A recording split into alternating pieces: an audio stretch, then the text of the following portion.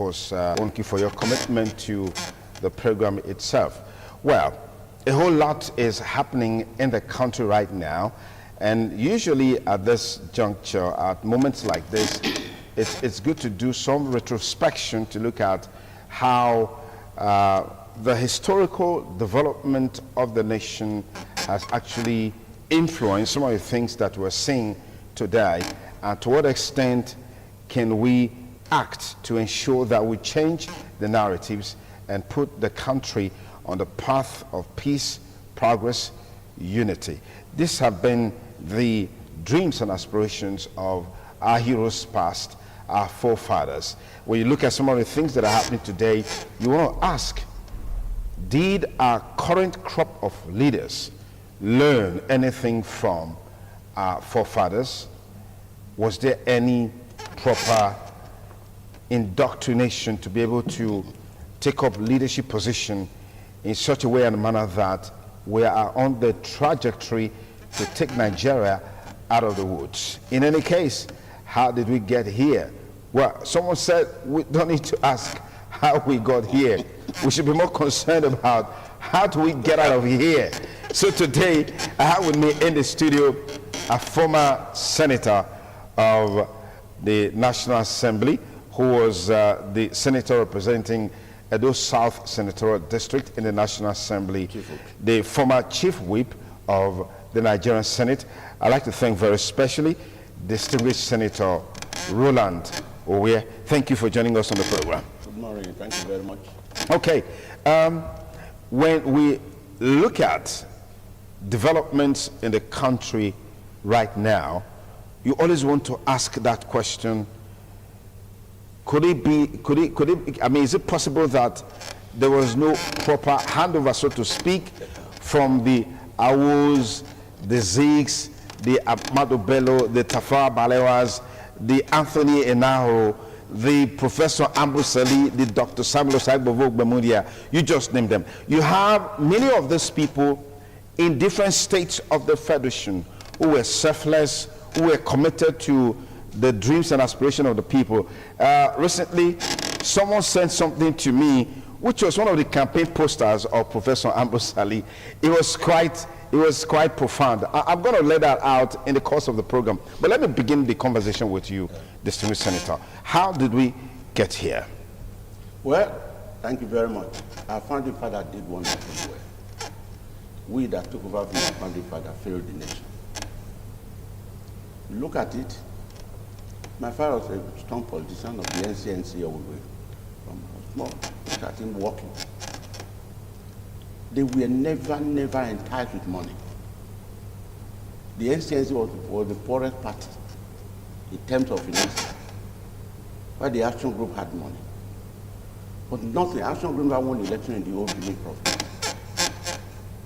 I'm aware that 2 or 3 days to the election, the Action Group will send money to people. And I know I've seen my late father say, Action Group, it's what they brought, but we'll return it to them after election.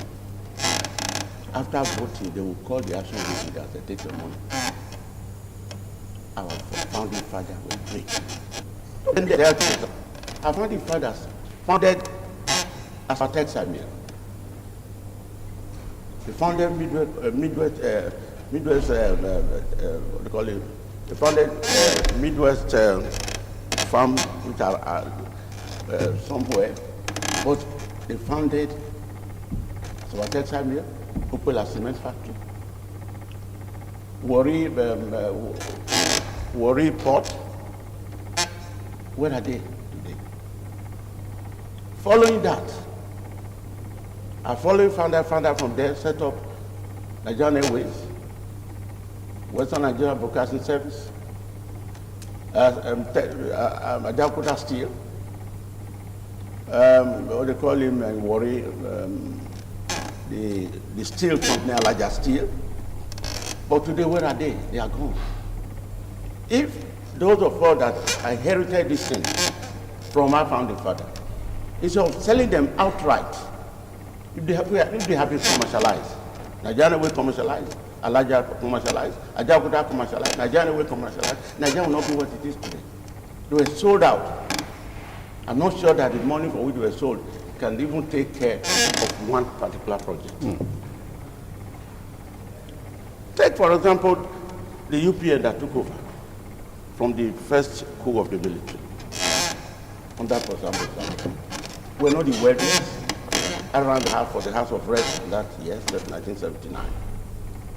Against my late friend, Dr. Zerigi, the MPN. I tell you, number of people in a Wega where Dr. Zerigi comes from voted for me. Because of the program of the UP, free education, free health, integrated rural development, and full employment. Schools were established everywhere in the old Nigeria. Okay, let me just pause you, distinguished Senator. I'll come back to you in a moment. It's still TMI Monday with yours sincerely. We'll take a short break. We'll be back with you before you know it. Stay with us.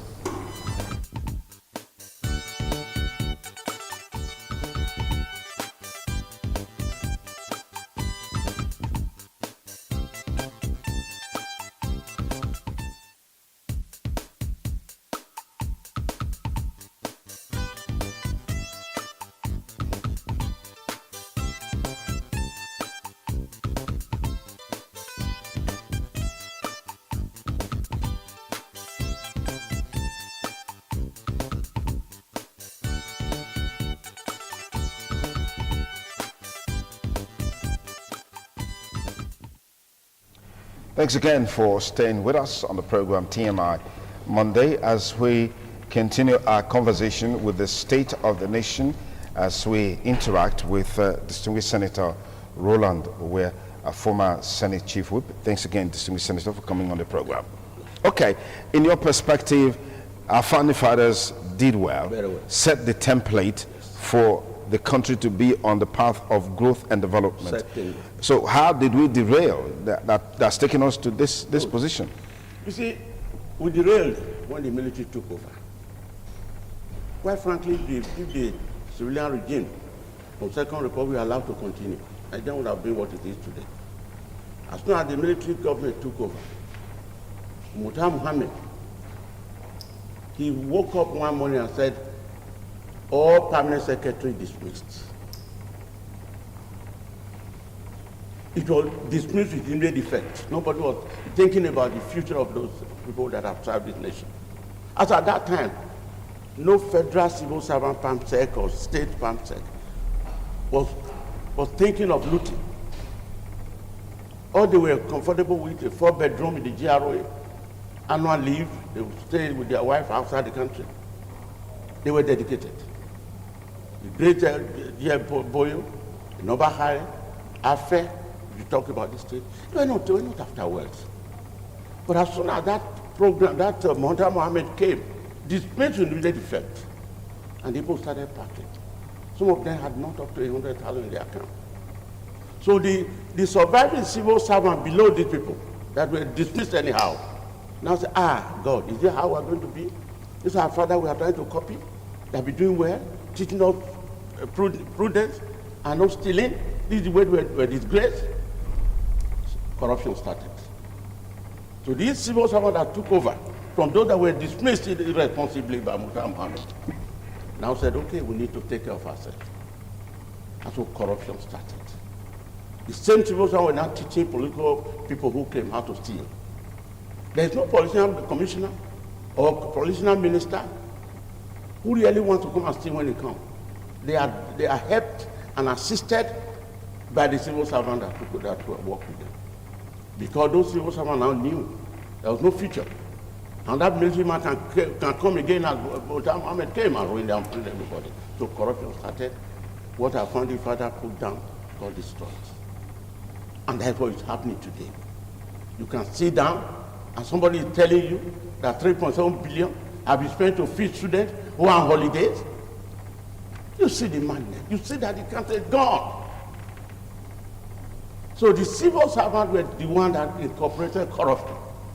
And then those that took over from our founding father were incorporated into it.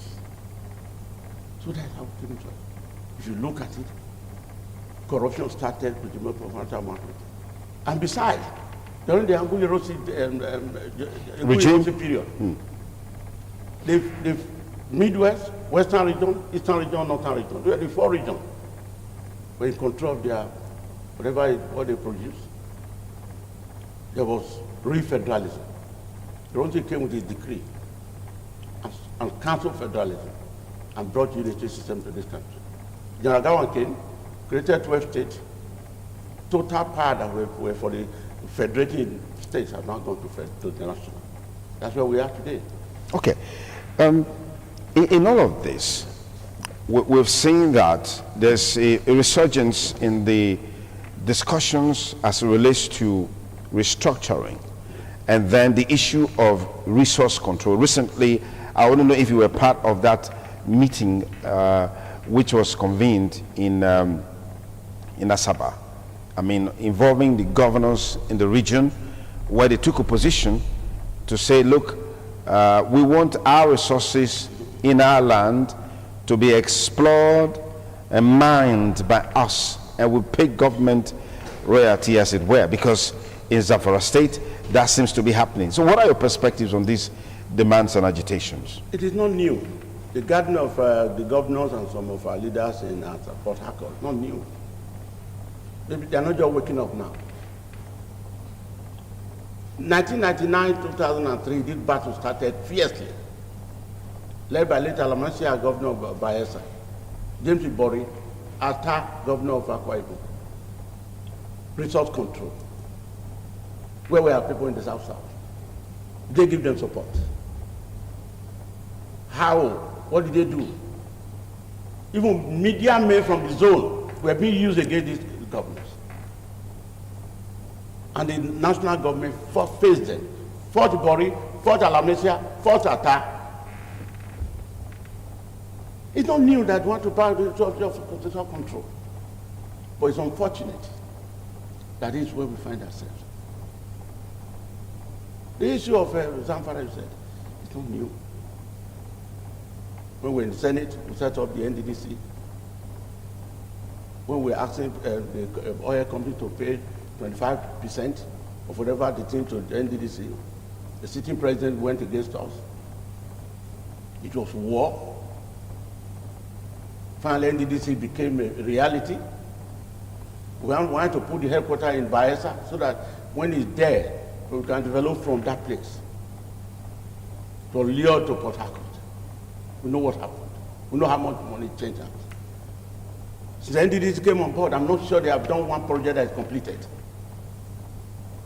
But the NDDC hasn't been able to do great impacts in the region. Isn't it because the NDDC itself has become a cesspool of corruption, as it were? I definitely agree with you. By the people in the south side who have had the opportunity to man such... I agree with you. Yeah. Anybody that is facing the truth and fighting for South region, the central government has a way of getting people from the same region to fight them. That's what I'm saying. When Alamesia, Ibori, Atta, they are not the only governors that we had in the South. There were other governors. I didn't mention the rest. Where were they? Where were those governors? Where were our people? So the truth is, within us in the South, and we're talking about resource control, within us too, our people who are willing, very, very willing to sell themselves out and sell their region. But they have forgotten that the soul that sins shall die. They will pay dearly for their country against this South. They just think, oh yes, we can betray our state, our zone, and go free. They can't go free. Alamesia is dead. Thank God Ibori is dead. Thank God Atta is dead. That our governors are now saying they want resource control. It's not new. Quite frankly, why won't the state government that controls oil set up their own refinery? With federal government stop it. If River State, Akwa Ibom want to set up a refinery. So a lot of our people at the region, the governor to Adobe, and a lot of them have not been having that initiative. But what is there clear? Now that the zone is united, we expect that the whole zone is all PDP. They should come together. They should know that what we are here is vanity. Nobody's going to hell or heaven with the property that's acquired here. No. It's only 6 feet on that day. No pants, nothing. Those of them who pretend, let me go to Lagos and say, MK Abiola property today. It's all vanity. Let these governors, now that they are united, set up their refinery. They don't have, if ordinary private, call him, Dangote can set up a refinery. Why would the South do not set up their own refinery? One is on here, by the Edo State government. If Edo State government set up what do you call this? Modular refinery. Modular refinery. The electricity now on their own is serving central hospital. So why would other government have initiative? We are the owner of our resources. We can tap into it. Okay, let's deepen the conversation by also looking at the issue of restructuring. How feasible is this under the present circumstances that people are talking about the need to restructure the country? Very correct. There's a problem, and that is greed.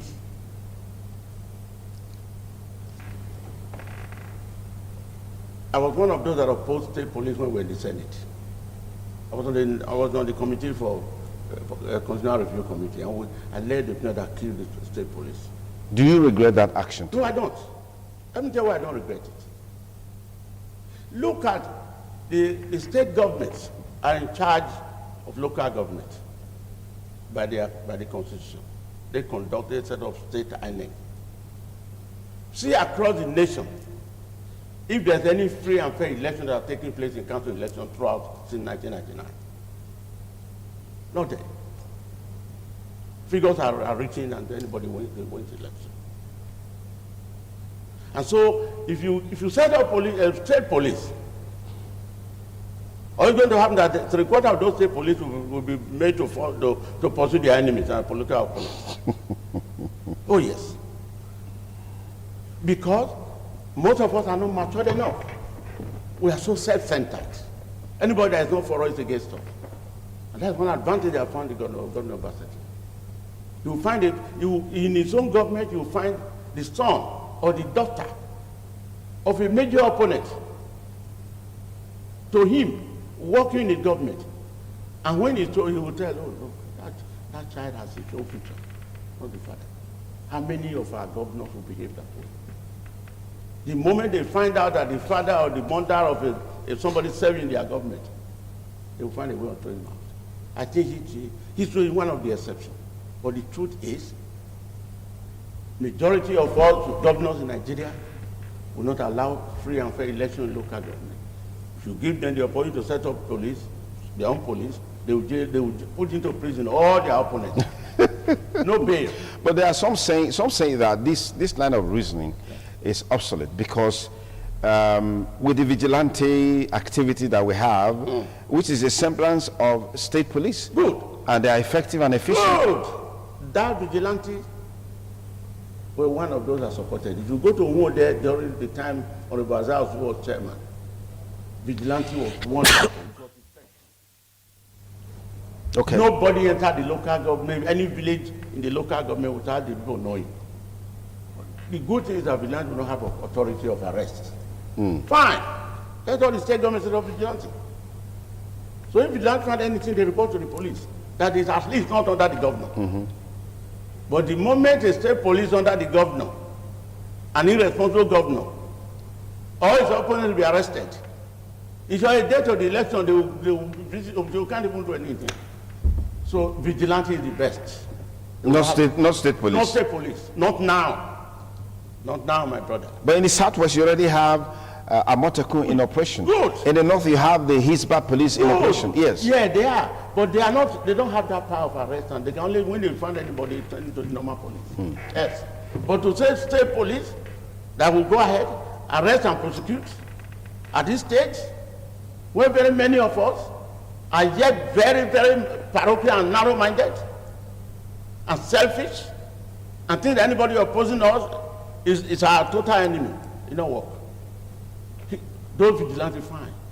What's your take on the state of insecurity in the country? I mean, you are aware of the rate of kidnappings in major highways, attacks in communities. I mean, we just read in the papers this morning of the number of people killed by Boko Haram in Borno State. And these seemingly mindless killings are going on in the country. So what's your take on how to deal with that? When the head is rotting, the entire body will be gone. Boko Haram is a friend of this APC federal government. How can you substantiate that? Yeah, can. When Buhari was campaigning, at the point under Jonathan, that government was trying to set up a committee to hold meetings so that Boko Haram would also and they can bring peace. Buhari was one of those they named. He never denied. See, Buhari came, this is the 50th or 60th year. What are you doing with Boko Haram? Even in the Katsina state, where he comes from, one of the wives of the emir of Daura was kidnapped. And about 8 local governments in Katsina state for a long time have not had peace. Look, when the head is rotting, the whole body is gone. What has it done? You are saying you are going to rehabilitate Boko Haram and now put them into the army or the air force. Is that how? Yeah, those who return, you put them into the army. What we are saying is high inefficiency. And 2, no compassion. When the head of government, the head of family, chairman of local government, governor of a state, president of a nation, has no compassion, God and the Holy Spirit will depart from that environment. If you watch, Buhari came in 1983, December 31st. 1st January 1984 to a military regime under Buhari. 3 or 4 days before 1st of January 1984, it was 60 kobo to $1 and 90 kobo to £1. By the 1st of April 1984, became instead of 60 kobo to $1, it now became 2 naira to $1.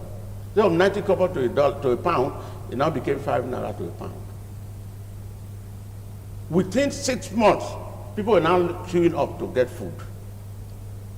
I'm sure you were not too young that time to know. They're now queuing all over the country to get food. It shows what happened between December 1983 and June 1984. What is this? The head of the state has no compassion, Holy Spirit will not be there. Anarchy will enter. What is saving Nigeria today, is because there is no time, there is no day in Nigeria that about 100 new babies are not being born. St. Augustine wrote that Sodom and Gomorrah that were destroyed, 3 years to that time, no new child was born. And that is why Abraham was talking to God. God said, if you can find 100, will you spare them? Say yes. Can you find 50, I will spare them. And if I find 30, can you spare them? If I find 10, I will spare them. There was none. Because all of us have sinned. But these new babies that are being born, that is one keeping Nigeria. If not from head to toe, it's gone. If not, how will you sit down head of state, voted for by all Nigerians? You are not bothered that there is no railway to the south. You are bothered that you are sending railway to Niger Republic. You have 4 refineries in Nigeria, abandoned. You are not going to get fuel from Niger Republic. My brother, God created this nation, created Nigeria for good. It has been bastardized. Jonathan was 87 naira per liter. It's now 162 naira per liter. All of these things you're talking, they are purely economics. Yes. And they are a function of demand and supply. And what with the fact that Nigeria as a country survives on the export of crude oil, well, we've been described as a monolithic economy. Good. Isn't that the reason why we're where we are today? Good. Yes. You said about the export of crude oil. Yes. All right. Does that mean if you are exporting crude oil, you won't have your own? Our previous government, Ishagari's government, exported crude oil. ABB government, exported crude oil. But their own, the local commodity, what we're using, we took it. What we are saying, in the last 12 or 13 years, all refineries in Nigeria have been gone. We have been importing fuel. We export crude and import fuel. Madness. What stops us from rehabilitating our refinery? A single individual building a refinery, Dangote, they know. By the grace of God, I hear that it will start operating in the next 2 or 3, 4 months. What is there?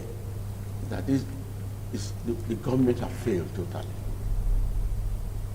Totally. It's only the mercy of God that we are surviving. Under Jonathan, they were condemning 7,500 for a bag of rice. It's now 31,500. 87 naira to a dollar is now $460 to a dollar. And people in those governments are still saying that, yes, we are coming. Coming from where? To where? Coming? They just think that there's no God? My dear brother, it's not possible. Are you concerned by the fact that in Nigeria today, in spite of all these challenges that you have mentioned, what seems to agitate the minds of people like you, who are politicians, is 2023? Well, you are correct. I believe we have a parable of a young woman,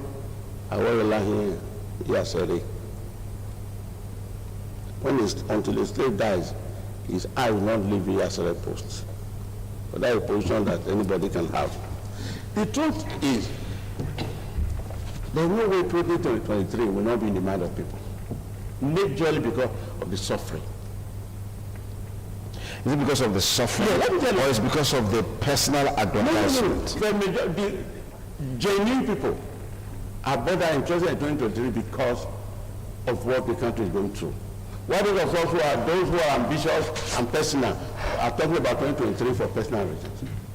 But those who really believe in their country, what is more important is 2020. What is more important for 2023 is how do we do to change the system that has brought pain to everybody.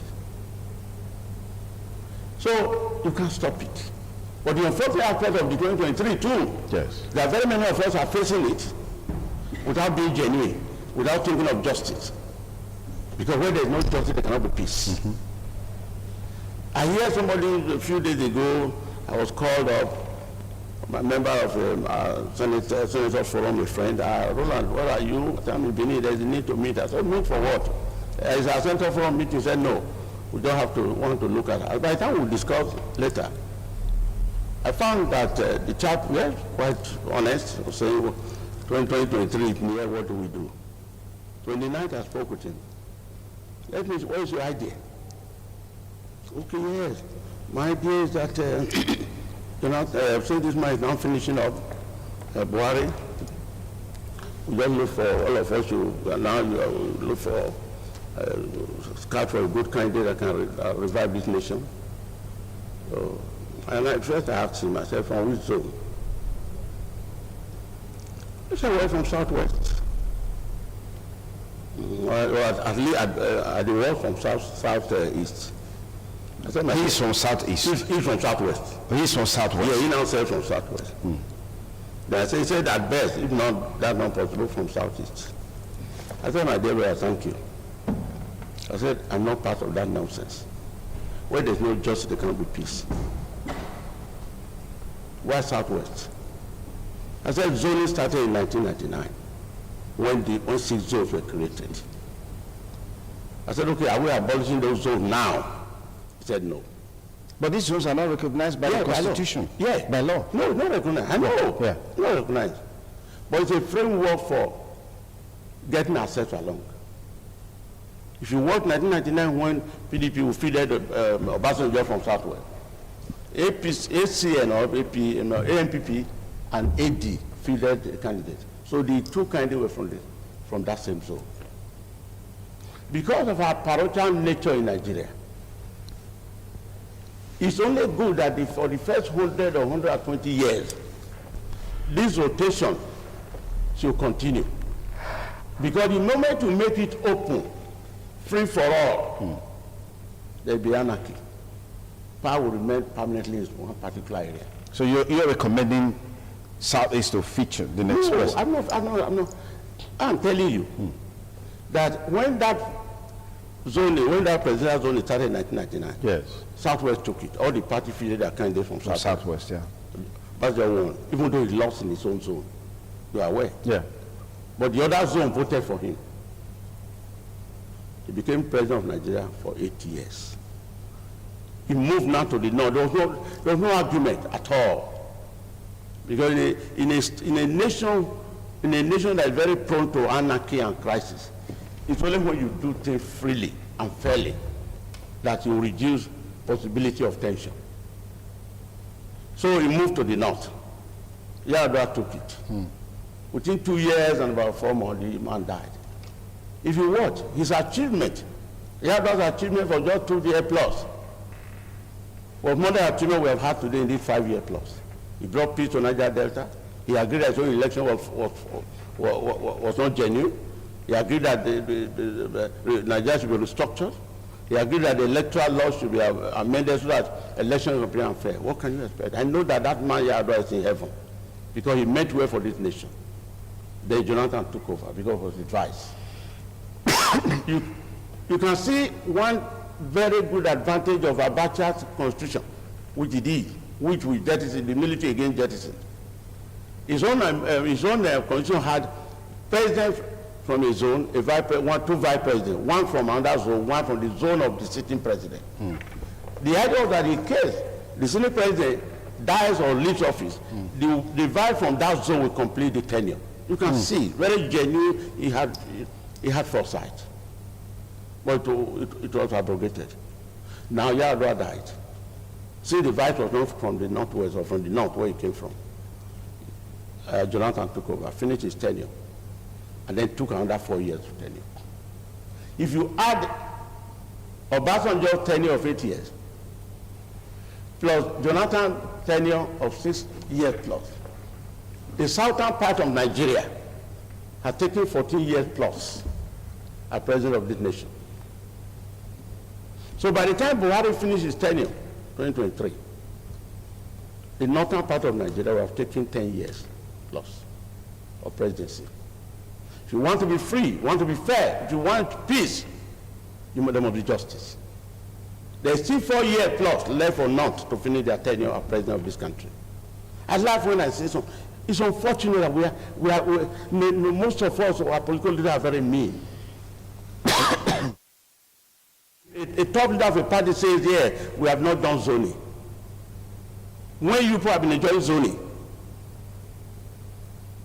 So what is clear is that 2023, there is 4 years plus for the North. So any responsible party today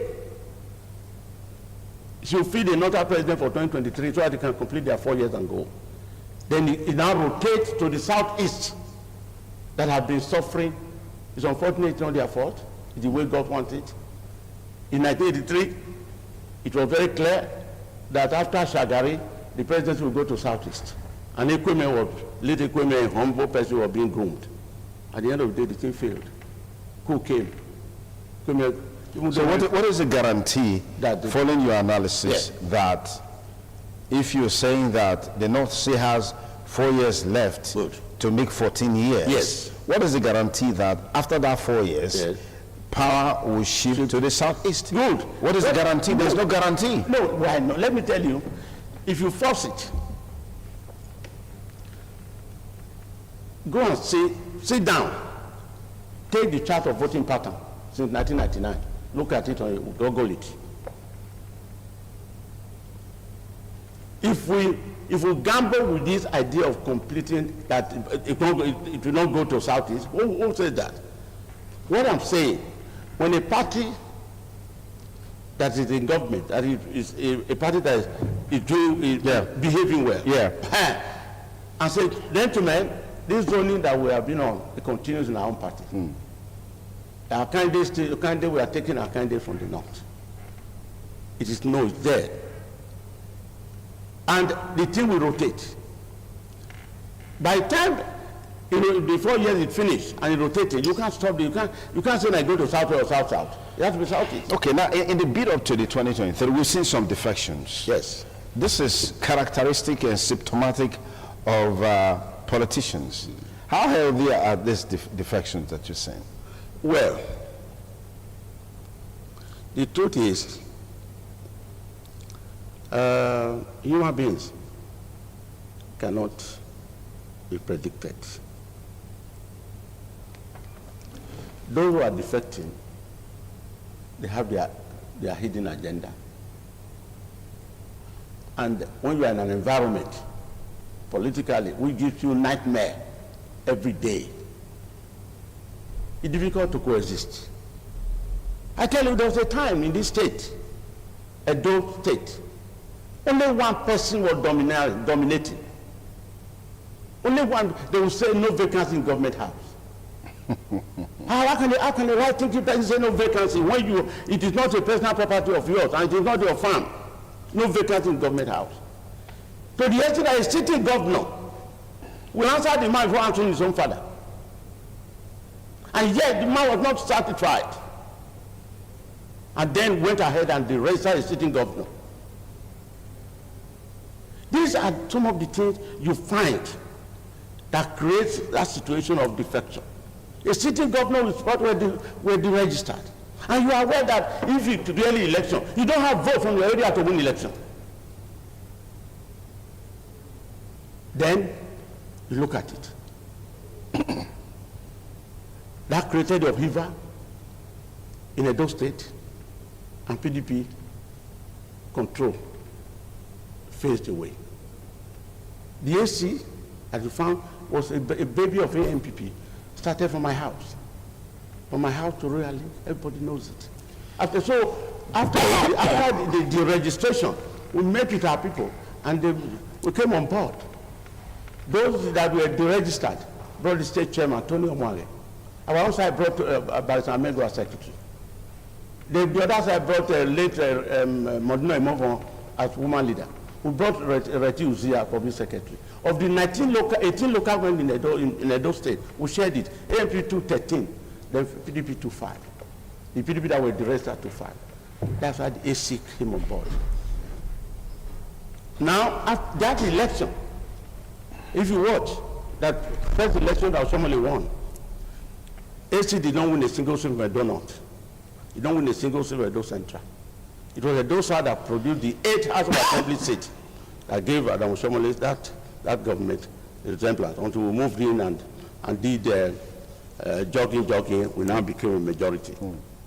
You see, for instance, when such a person, such a government that was built by Edo South, both in terms of funding, both in terms of voting, when the head of that government becomes autocratic and start telling those who made it that he don't know allegiance to anybody, it is difficult to coexist.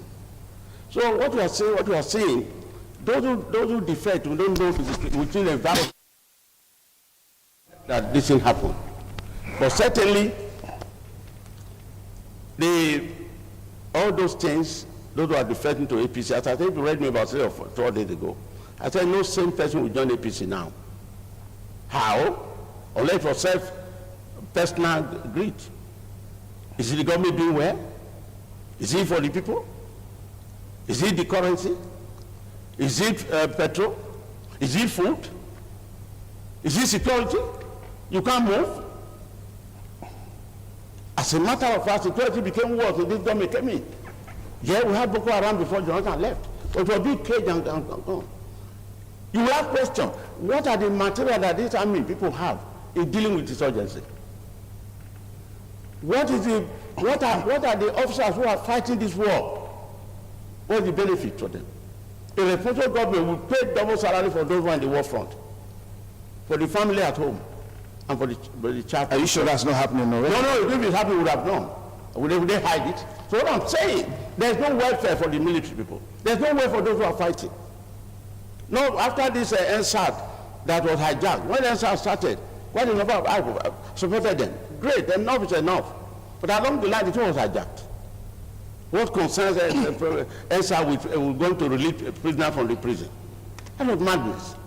So they lost the sympathy of people. But the truth is,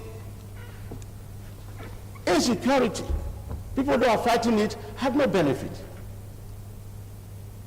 A responsible government, that by a play, how many jets have they bought to fight insurgency? Look at the governor of Borno, I think Professor Zulum, a wonderful young man, see what he's doing, saying the truth. His own convoy, bandits attacked it, and the city president kept quiet. My dear brother, they just think that they will go free. If they go free from human being, they will go free from God, though. It's not possible. All right. I want to thank you, distinguished Senator Roland Owe, for your time with us today on the program. And thank you for the views that you've expressed, which are entirely yours, as it relates to the state of the nation and what needs to be done to move the country on the path of progress, unity, and development. Hope next time we invite you, you oblige us. Thank you very much. Thank you. God bless you. Thank you, sir. Thank you. It's the TMI Monday. We have a message from Kotsin Zobo Drink. Dr. Leo Okodua is the CEO of Kotsin Zobo Drink. We'll take that message and then we'll be back in a moment to talk to Payride Online Taxi. They're also in the house. It's still TMI Monday. Stay with us.